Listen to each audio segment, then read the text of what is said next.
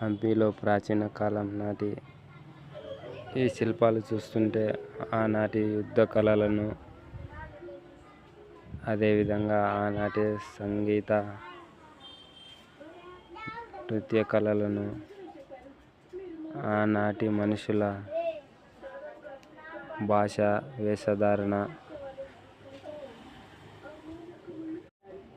మనం ఈనాటి చరిత్ర తెలుసుకోవాలంటే మన పుస్తకాల్లో అక్షర రూపంలో పుస్తకాలుగా భద్రపరుచుకునే విధంగా ఆనాటి రాతి యుగ కాలంలో ఇలా శిలలపై శిల్పాలు చెక్కి ఆ కథను మనకు తెలియజేసేవాళ్ళు. చాలా అంటే చాలా అద్భుతంగా యుద్ధ కళలను, అదేవిధంగా